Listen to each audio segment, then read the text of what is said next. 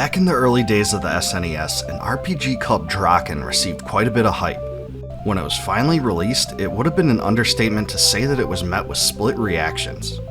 Some players liked the game for its free-roaming open-world perspective and its statistic-based advancement system. Others complained about the automated combat, subpar gameplay, and lack of direction. Drakkhen sold 350,000 copies in North America, which wasn't bad, but the game got bad reviews. It wasn't much of a surprise then when Kemco decided to market its sequel, Super Drakkhen, under a completely different name. Enter Dragonview, which was released on the SNES in November of 1994. Dragonview diverged in several major ways from Drakkhen. Probably the most apparent difference is that the combat style was changed completely. Instead of controlling a full group of characters that battle it out mostly on the basis of artificial intelligence, Dragonview embraces a straight-up action RPG system where the player controls a single character. In this one, you explore dungeons in a side-scrolling view where you can only move up and down a small amount. You can slash your sword in ways that will be familiar to those that played A Link to the Past or the Ys games, and you can even do jump attacks.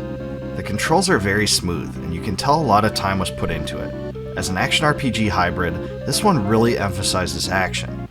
I really like how the damage you deal to enemies is represented in numerical form, because this provided an added statistical touch that most action RPG hybrids didn't have. Also, each enemy has a visual health bar, which is also appreciated. As you progress through the game, you gain levels, find new weapons and armor, and equip special items to aid you. For instance, as in A Link to the Past, you have to use bombs at times to clear your way through large boulders that obstruct your journey.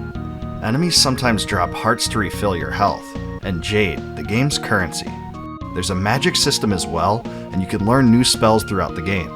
I thought the bosses were well designed also. They had their own unique abilities and attack patterns that you had to overcome.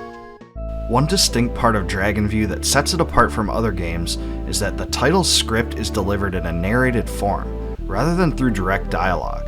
The storyline really does adopt the typical RPG tropes. For instance, the main character is an unknown hero whose girlfriend is kidnapped at the very beginning of the game by a strange adversary.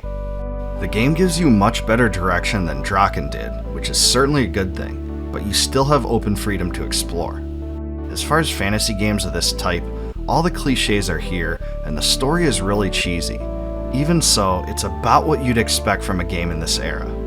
If you thought Drakkhen was convoluted, and it was, you'll probably enjoy the way this one plays a lot more. The biggest similarity to Drakkhen that Dragonview adopted was the first-person, free-roaming overworld perspective. This portion of the game uses Mode 7 in the same way as Drakkhen does, and you'll be seeing a lot of it because there's a lot of travel between towns and dungeons. In the Overworld, you can get into encounters where you can go back into side-scrolling mode to do combat with enemies. Also, because the potential of encounters appear as clouds, you can easily avoid them and run past. If you hate RPGs with high random encounter rates, this may be one you want to try. The game's biggest downside, outside of the relatively dull storyline, is the huge status interface that takes up over a third of the screen. I get that it contains a lot of important info to keep track of, but come on. For an action RPG, this really was a burden because it constrains all the gameplay into a small subsection of the screen. If the status indicators were made a lot smaller, like they are in, say, the Ys games or A Link to the Past, there would have been a lot more room to explore and expand the gameplay in ways that allowed you to move up and down. At any rate, Dragonview was a fun game that was a big improvement over Drakkhen. The combat is intuitive and interactive, unlike the first game, and the gameplay is just a lot more polished in general. I mean, you didn't risk falling asleep in the battles in this one. The soundtrack is pretty reminiscent of Drakkhen, which is actually a good thing.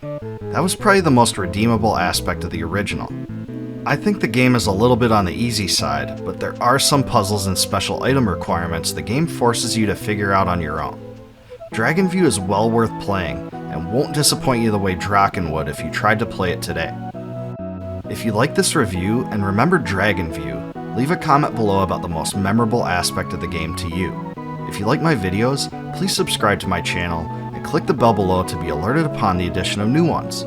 Also, please consider supporting my channel via YouTube's Join feature to receive member exclusives, such as advanced videos and complete video transcripts.